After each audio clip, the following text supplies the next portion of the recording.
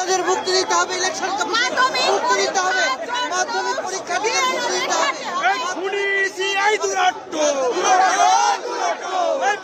তোমার দূরত্ব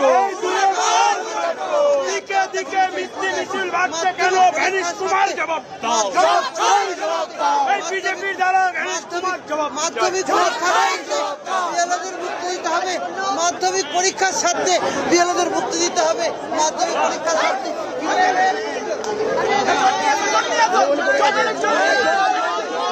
জল জল জল জল এই ইসিআইয়ের গুন্ডামি আমরা সবাই ভালো